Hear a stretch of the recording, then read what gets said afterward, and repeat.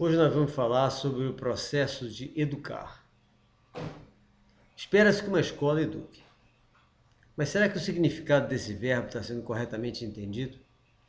Vamos tentar entender exatamente o que significa educar para evitar as distorções existentes em todo o nosso sistema chamado de educacional. Educar tem como objetivo ensinar a pessoa tudo aquilo que ela deve saber para estimular e desenvolver suas habilidades com mais perfeição e fazer com que ela esteja cada vez mais apta a conviver socialmente e sentir-se produtiva. A família serve exatamente para isso. Ou seja, as crianças vão recebendo educação aos poucos, com a convivência familiar, até aprenderem a realidade do mundo, entenderem a sua participação no mundo e as formas de contribuírem para o bem comum. Mas as habilidades dos membros das famílias nem sempre são suficientes para essa educação, havendo necessidade de auxílio externo. Esse auxílio era dado antigamente pelos sábios, que eram contratados pelas famílias mais abastadas para ficarem encarregados da educação dos seus filhos. O sábio analisava as condições do educando e criava metodologias apropriadas àquele aluno, para que ele se envolvesse no entusiasmo do saber, criasse curiosidade e aprendesse assim tudo o que fosse necessário para o seu futuro papel na sociedade.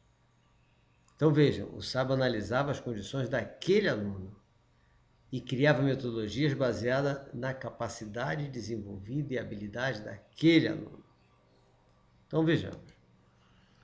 Com a evolução da sociedade, houve a necessidade de se educar a todos, e não só os filhos dos nobres.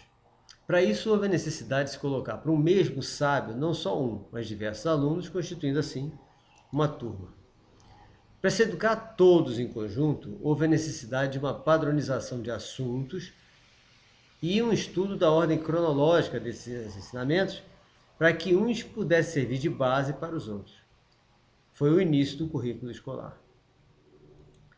Para essa padronização, partiu-se do princípio de que alunos de uma mesma idade possuem características cognitivas semelhantes e, assim, podem estar participando do mesmo tipo de aula e entendendo tudo da mesma forma.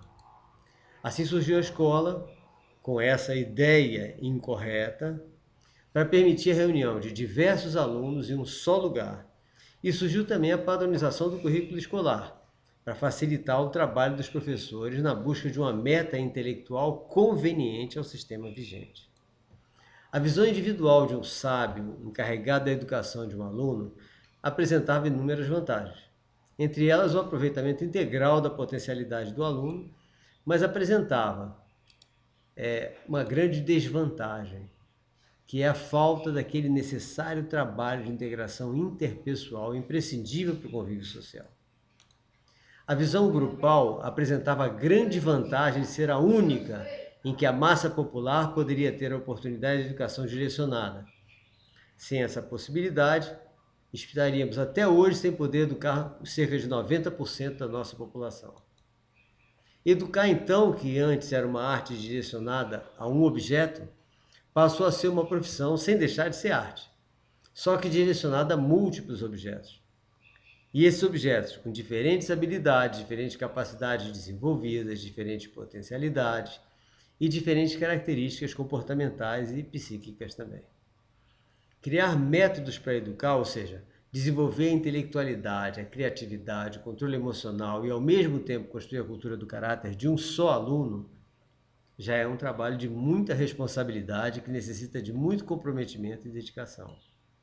Quando esse objeto passa de um aluno para uma turma de alunos, que é a realidade da escola, essa noção de responsabilidade, comprometimento e dedicação passa a ser muito mais importante e, ao mesmo tempo, muito mais complexa.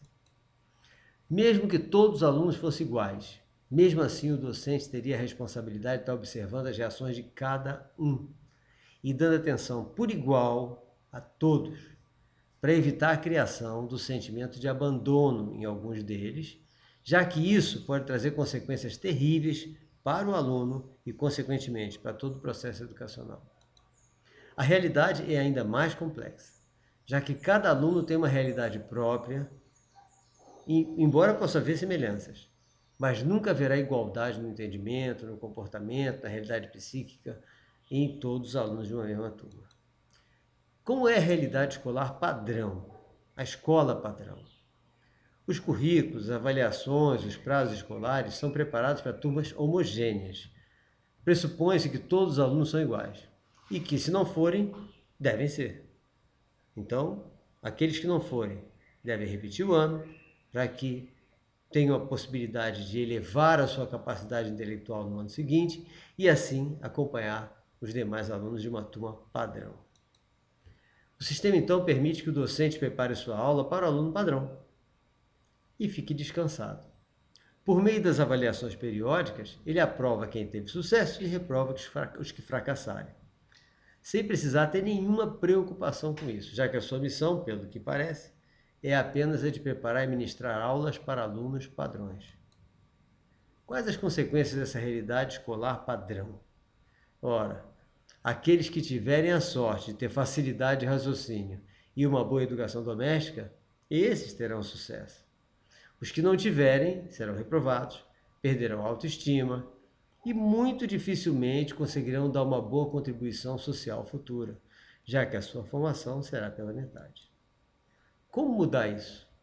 O objetivo educacional continua sendo o mesmo, apenas o objeto é que é diversificado. Isso significa que jamais teremos sucesso se entendermos que todos os alunos de uma mesma sala de aula vão entender da mesma forma, vão ser estimulados da mesma forma, a partir das mesmas técnicas, ou vão apresentar o mesmo grau de satisfação em relação ao assunto, à matéria e até a você mesmo, docente. Todos são diferentes, embora apresentem algumas semelhanças. Mas as diferenças determinam a necessidade de observação constante de seus desempenhos, a observação constante do seu estado emocional, a observação constante das suas habilidades desenvolvidas ou em potencial, para permitir a criação de estratégias de envolvimento do grupo, criação de estímulos individuais e em grupo, desenvolvimento individual e em grupo, isso falando de toda a turma.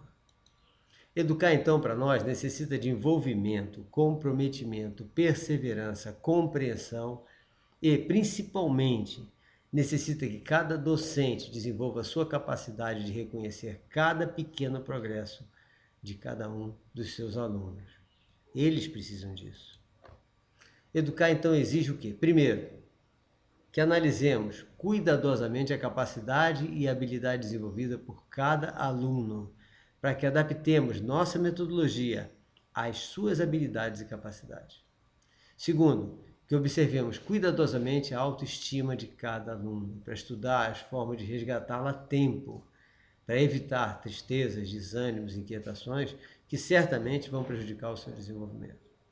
Em terceiro lugar, que criemos estratégias estimulantes em todas as nossas aulas, cada uma delas, para que todos se entusiasmem pelo conhecimento sempre, pela pesquisa sempre e pelo seu próprio desenvolvimento integral.